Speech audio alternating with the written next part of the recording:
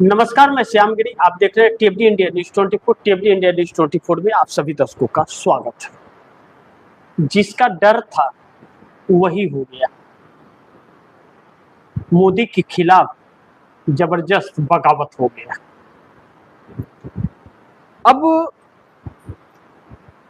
NDA की सरकार का क्या होगा वह बात की बात है। सरकार किसकी रहेगी, किसकी नहीं रहेगी सरकार, यह आने वाला वक्त बताएगा, यह जनता फैसला करेगी।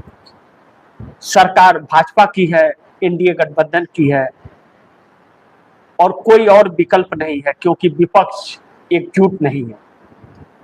लेकिन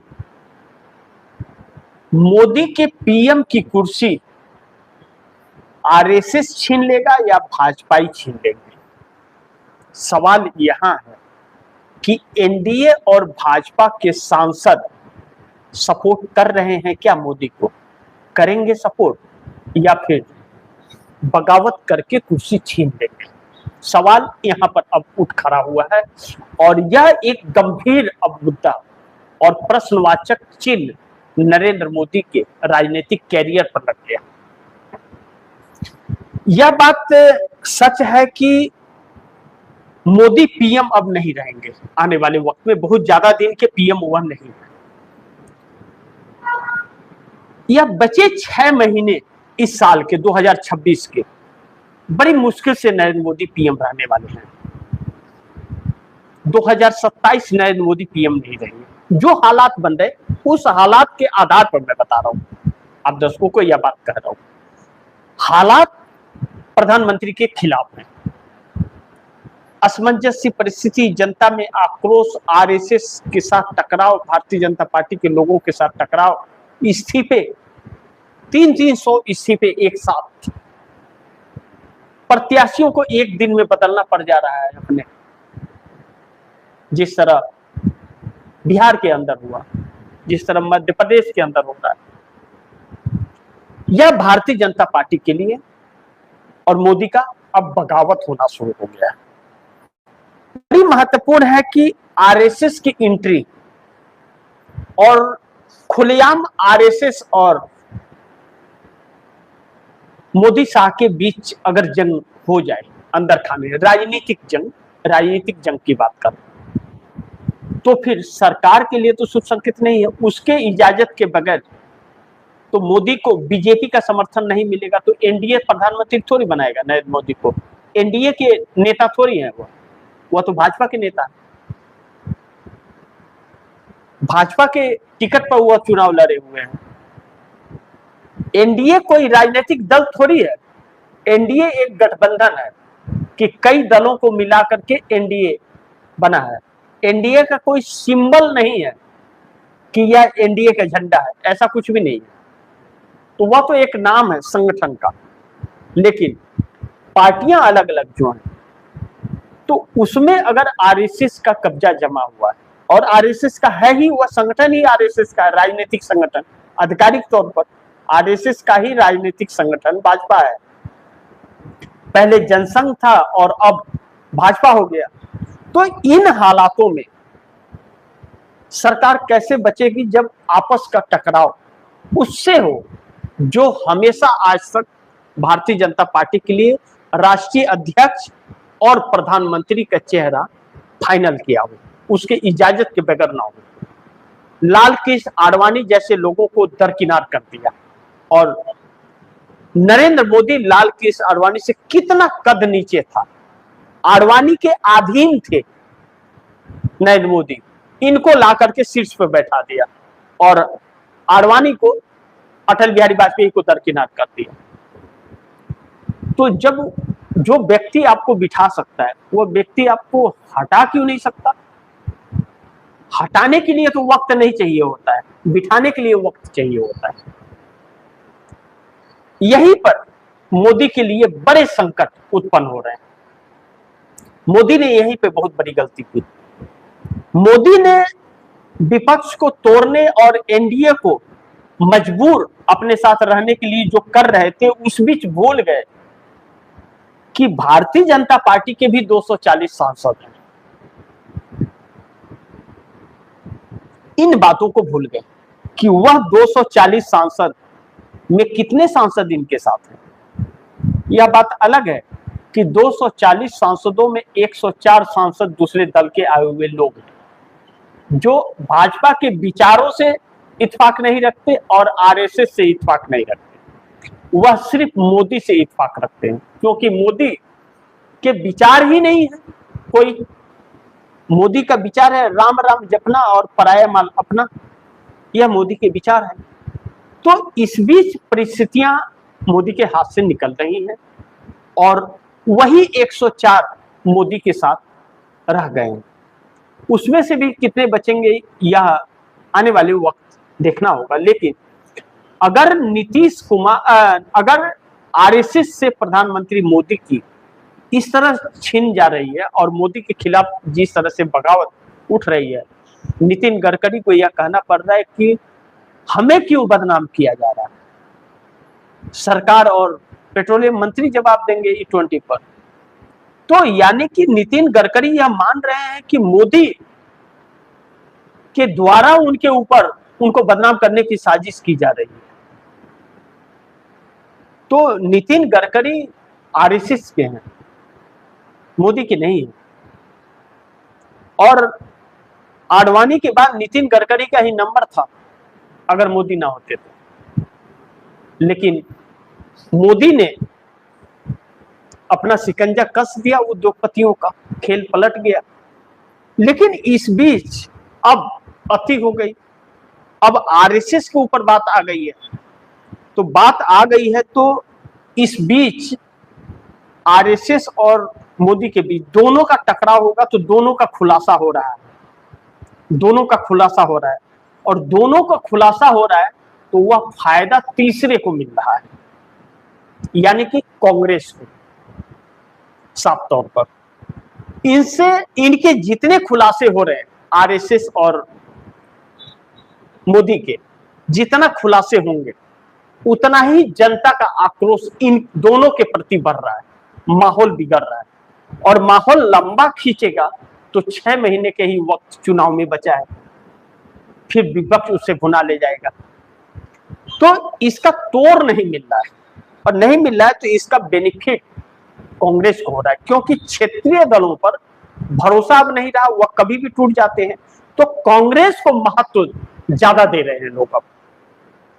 तो क्षेत्रीय दलों का भी जनाधार इससे गायब हो रहा है, जो क्षेत्रीय दल बिकाऊ हो चले हैं। ऐसे में 136 अब मोदी को पसंद नहीं करते, इस तरह की चर्चा चल रही है। और अगर यह चर्चा है कि भाजपा के 136 जो आरएसएस और ओरिजिनल भाजपाई हैं वह इनके साथ नहीं है, और अब 12 एनडीए नीतीश कुमार के बहुत खरमंडल पटना में हो रहा है। आपस में ही दो फाड़ हो गए और नीतीश ने किसी से भी मिलना बंद कर दिया, यह कह दिया कि मेरा तबीयत ठीक नहीं है। तबीयत सब कुछ ठीक है, पार्टी में दो फाड़ हो गया है। पार्टी के अंदर इतना बड़ा परिवर्तन हो गया कि दो फाड़ हो गए। और संजय झा का अगर इस्तीफा हो जाए तो आप आश्चर्य मत होइएगा। संजय झा ने कहा है कि मैं 1 मिनट में पार्टी से इस्तीफा दे दूंगा, और संजय का बगावत हो गया है। संजय झा का कार्यकारी अध्यक्ष है, लगता है कि वह अब जेडीयू दो फाड़ होने वाली है। ऐसे में 12 सांसद जो हैं जेडीयू के अंदर अगर टकराव हो रहा है, क्यों हो रहा है, और 12 सांसद क्या टूट जाएंगे या फिर मोदी को छोड़ जाएंगे। अगर परिवर्तन के बाद नीतीश के साथ रह गए तो मोदी को छोड़ जाएंगे। नीतीश कुमार इसके लिए दोषी कहीं न कहीं भाजपा को भी मानते हैं, क्योंकि भाजपा ने कई बार उन्हें तोड़ने की कोशिश की है। लेकिन 16 चंद्रबाबू नायडू के 2 पवन कल्याण के 18, यह अब इत्तेफाक नहीं रखते मोदी से कि मोदी से उन्हें राजनीतिक कोई फायदा होगा और आर्थिक कोई फायदा मोदी पहुंचा पाएंगे। अब उन्हें यह विश्वास नहीं होता। आर्थिक फायदा में मोदी के पास खजाना खाली है, खुद के लाले पड़े हैं, इनको भाग रहे हैं चुनौतियों से। जनता यहाँ सड़क पर सवाल कर रहे हैं या वो भाग रहे हैं विदेश मेडल लेने के लिए, और मेडल भी ऐसा जिसे कोई जानता ही नहीं है। तो फिर मोदी से वह इत्तेफाक नहीं रहा कि इनके पास जब खजाना ही खाली नहीं है और इनके हाथ से ही सब कुछ निकल गया है, तो फिर इनके ऊपर भरोसा और विश्वास क्या कर सकते हैं, तो उसके लिए यह नहीं है। दूसरा, चेहरे का फायदा। चेहरे पर 86.8% इनके खिलाफ हो गए हैं और एनडीए के घटक दल से भी नाराजगी बढ़ रही है, यानी कि नायडू से भी नाराजगी लोगों को बढ़ रही है कि इनको समर्थन दे रहे हैं, तो फिर उसमें भी नुकसान। तो जब आर्थिक फायदा मिलेगा नहीं और राजनीतिक नुकसान होगा, तो फिर 18 सांसद छोड़ देंगे तो भी क्या नाम है कि उनको फायदा है, साथ में रहने से नुकसान है, तो वह अपना विकल्प दिखा रहे हैं। यानी कि 136 भारतीय जनता पार्टी के खिलाफ हो जाएंगे और 30 एनडीए के। तो नरेंद्र मोदी के पास 104 वह भाजपाई बचेंगे जो दूसरे दलों से आए हुए हैं, जो भाजपा के विचार के नहीं, और नरेंद्र मोदी के भी विचार बदल गए हैं। तो नरेंद्र मोदी के विचार और उनके विचार मिल रहे हैं। लेकिन इस बीच जब उनके पास बहुमत नहीं रहेगा और एनडीए के 30 और बीजेपी के 136 सांसद मिल करके मिल जाएंगे, तो फिर मोदी प्रधानमंत्री कहां रहेंगे? फिर तो कुर्सी चली जाएगी मोदी के प्रधानमंत्री की। तब तो मिल करके यह सांसद मोदी को प्रधानमंत्री कुर्सी से हटा देंगे। इनके पास रहेगा नहीं, इनके पास तो फिर बहुमत ही नहीं है। तो फिर अकड़ किस चीज की मोदी को? जी नहीं। अब बड़ी महत्वपूर्ण है कि मोदी अपने आप को बचा रहे हैं, देश को और सरकार को नहीं। वह अपने आप को बचाना चाहते हैं। मोदी को अपने आप को बचाने के लिए उन्हें पीएम की कुर्सी चाहिए। उसके नीचे रहेंगे तो उनके ऊपर एफआईआर और केस हो जाएंगे। इसलिए अगर उन्हें अब बचना है, अब उनके सारे कर्म खुल करके देश के सामने आ गए। असलियत देश को पता चल गया है, भाजपाइयों को पता चल गया है। आरएसएस का टकराव हमेशा भाजपा में, जिसने भी आरएसएस से पंगा लिया, आरएसएस ने उसको खत्म कर दिया। अब दशकों को बहुत लोगों को याद होगा, कल्याण सिंह भारतीय जनता पार्टी के उत्तर प्रदेश के मुख्यमंत्री थे। कल्याण सिंह अच्छे इंसान थे। उन्हीं के कार्यकाल में बाबरी मस्जिद गिरा था और राम मंदिर बना था। पवन कल्याण ने भारतीय जनता पार्टी छोड़कर उन्होंने एक पार्टी अपनी नई बनाई थी, लेकिन पार्टी टिक नहीं पाई। चंद दिनों में तो नहीं, चंद महीनों में, साल भी नहीं हुआ, चंद महीनों में पार्टी का नामो निशान खत्म हो गया। फिर भाजपा में विलय करके और भाजपा के मंत्री बने, राज्यपाल बने। वह कल्याण सिंह के बाद किसी और ने भाजपा से निकल करके पार्टी नहीं बनाई। कांग्रेस से निकल करके तो सबने बनाई, ममता बनर्जी हो, जगन मोहन रेड्डी हो, चाहे वह शरद पवार हो, सब उसी के दूरी हैं, लेकिन भाजपा से एक नहीं। तो ऐसे में भाजपा से निकल करके पार्टी तो नहीं बना पाएंगे और चला पाएंगे। आरएसएस पनपने नहीं देगा। तो जब आरएसएस पनपने नहीं देगा और जनता इनके खिलाफ है, तो मोदी की कुर्सी कैसे बचेगी? यह संकट इनके ऊपर गहरा रहा है और यही संकट कुर्सी जाने का डर। अब बड़ी महत्वपूर्ण है कि क्या अब इसके बाद बहुत बड़ी अग्नि परीक्षा होगी 20 जुलाई से, जो पार्लियामेंट सेशन होगा, और 15 अगस्त लाल किले से भाषण। यह दो चीज बड़ी महत्वपूर्ण है। अब इसके बाद देखना यह होगा क्या यह सरकार हिम्मत जुटा पाएगी पार्लियामेंट में delimitation, one nation one election और मुख्यमंत्रियों के प्रति कानून, 3 विधेयक जो लाने वाली है, क्या यह 3 बिल लेकर के आएगी? और अगर आती है और उस बिल को पास करा लेती है तो आरएसएस का बस का नहीं होगा मोदी को हटा पाना, पहली चीज। और दूसरा, अगर यह पास नहीं हुआ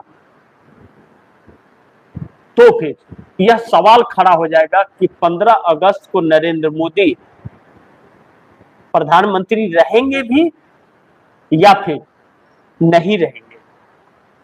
इसका फाइनल आरएसएस करेगा।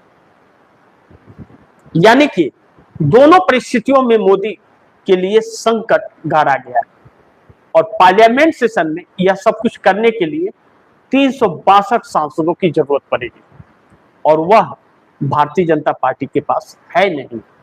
और इन सभी चीजों से अब मोदी के साथ कोई नहीं खड़ा है, हकीकत यह है। लेकिन कहते हैं कि राजनीति में कभी भी कुछ भी संभावनाएं तैयार रहती हैं, संभावनाएं खत्म नहीं होती। यह संभावनाओं का खेल है राजनीति। राजनीति कभी भी बदल सकती है और कभी भी करवट ले सकती है, सिर्फ अंदाज बदल जाएगा। तो वह अंदाज क्या होगा, इस पर नजर बनी रहेगी। और पार्लियामेंट सेशन बहुत महत्वपूर्ण होगा और इसमें अगर फेल हो गए मोदी, फिर तो पीएम नहीं रहेंगे प्रधानमंत्री नरेंद्र मोदी, इस बात से इनकार नहीं कर सकते। बाकी आप दर्शक क्या सोचते हैं, आप दर्शकों की क्या राय है, क्या सुझाव, कमेंट बॉक्स में जरूर दीजिएगा। इस खबर को ज्यादा से ज्यादा शेयर कीजिएगा, अपने दोस्तों को भी कहिएगा आगे शेयर करें। और आपने टीएफडी इंडिया न्यूज 24 को सब्सक्राइब नहीं किया, सब्सक्राइब कर लीजिएगा, अपने दोस्तों को भी कहिएगा सब्सक्राइब करें। मिलते हैं अगली खबर के साथ, तब तक के लिए नमस्कार।